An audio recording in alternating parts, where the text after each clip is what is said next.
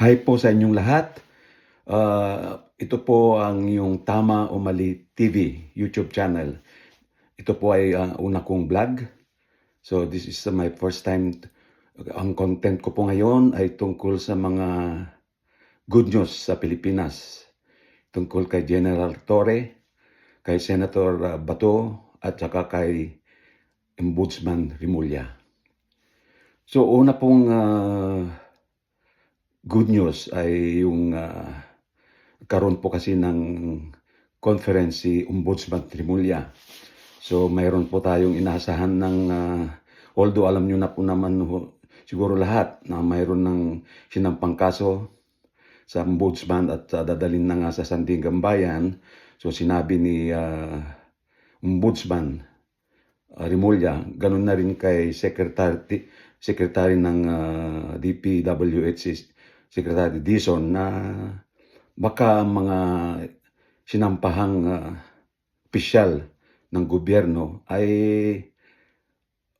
makukulong agad dahil non-bailable po yung kanilang mga kaso. So pag pinag-utos na sa hukuman na huliin sila, ay makukulong na agad sila.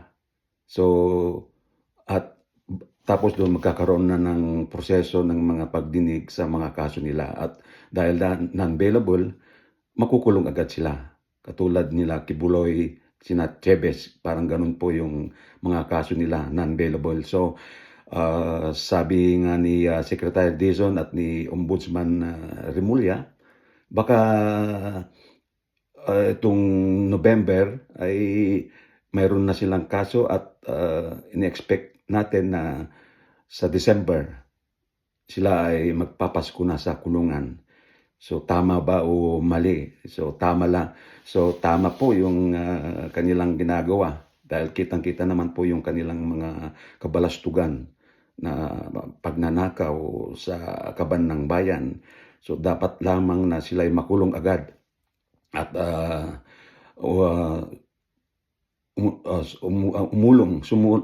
susulong ang proseso ng hustisya sa kanila, swerte nila. At sa panahon ni PBBM may hustisya. Hindi ho ba sa mga nakaraang administrasyon, lalong-lalo yung nakaraang administrasyon, baka mga AJK kaagad yan, lalo na kung hindi ka kapartido. So sa panahon ni PBBM, mayroon pong sinusunod na proseso. Kasi nga, demokrasya po tayo, mayroon tayong constitution na sinusunod ng ating mga pinuno, sa lalong-lalo na sa administrasyon ni PBBM. So yan po ay good news. So tama ba o mali?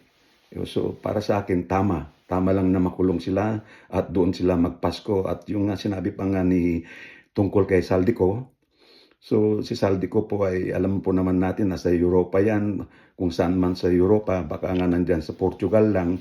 At nasabi nga ni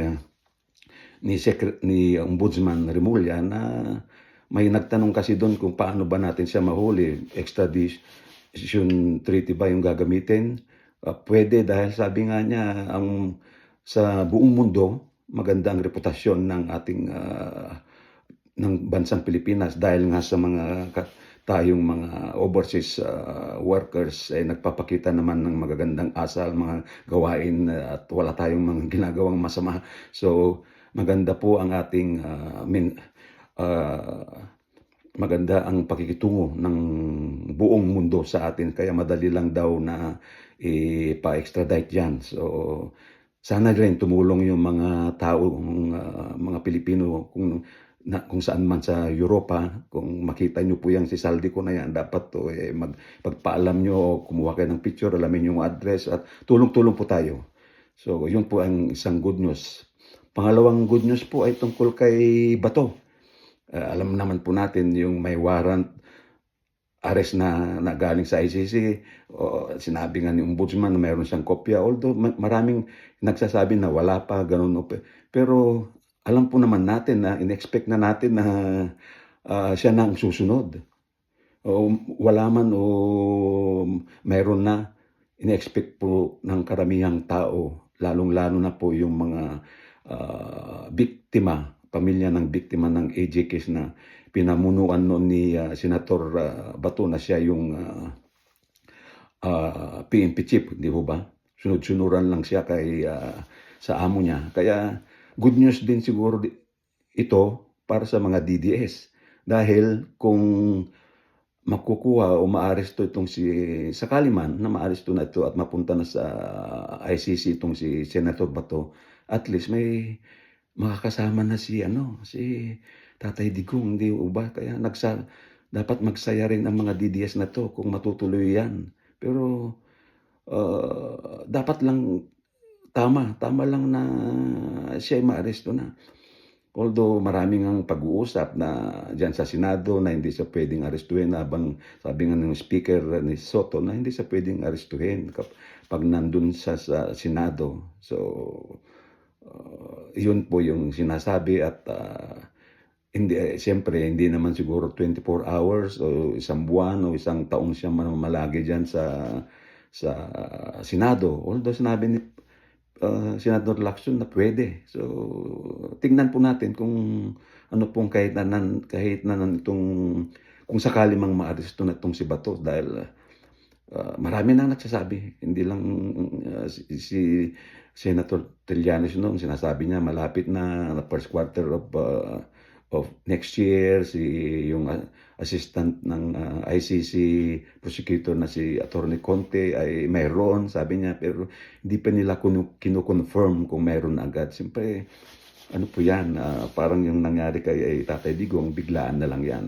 So, tama na siya ay dapat arestuhin. Dahil nga siya po yung pinuno eh. Dahil kung anong iutos ng kanyang amo noon ay sinusunod lang niya. Hindi ba?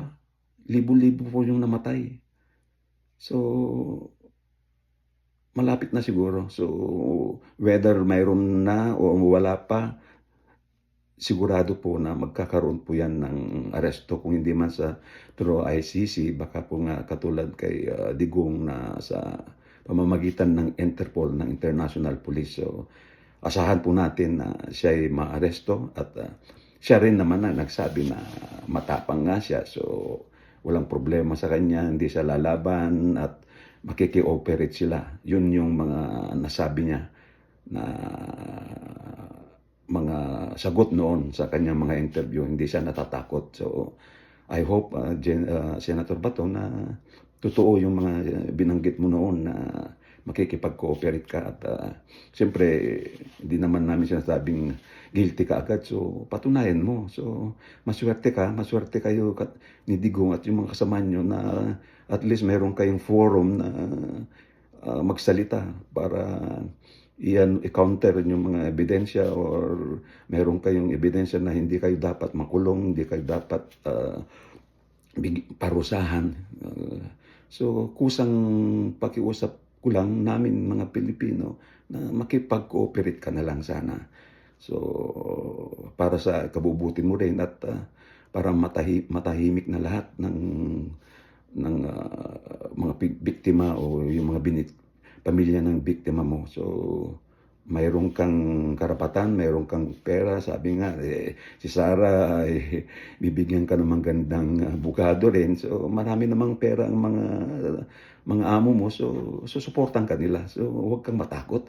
Sundalo ka kaya nga ka nakalbo na pakita mo yung tapang mo. Di ba? Pag kalbo talaga, bato ay matibay. So hopefully, magpakita ka ng tapang at sumunod ka kung ano man yung kahinatnan niyang pag-aresto sa iyo. So Senator Bato, sasaludo kami sa iyo kung tatalima ka sa batas ng ICC, Interpol o anumang ahensya na dadampot sa iyo.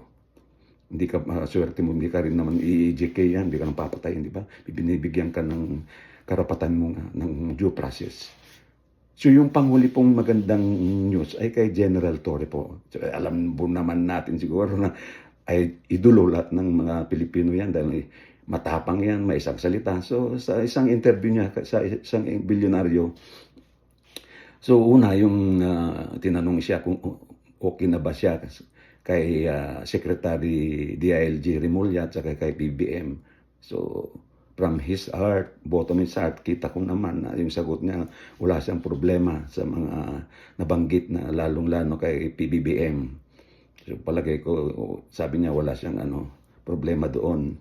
At ito yung maganda sa kanya yung talagang sabi niya yung rason. So alam niya na meron siyang hindi kaya siya natanggal dahil nga sa yung hindi niya pagtalima sa utos ng NAPOLCOM, yung National Police Commission po, na dahil di ba siya nag-revamp siya tungkol sa mga general na dapat hindi niya ginagawa yun, so hindi niya sinunod. At yung pangalawa nga, yung hindi niya pag-signature yung budget insertion sa pagbili ng armas ng mga kapulisan. So yung dalawang rason na yon, alam niya na yun ang parang sanhi ng kanyang pagkatanggal. So this man, talagang kung alam niya yung kasalanan niya, inaamin niya.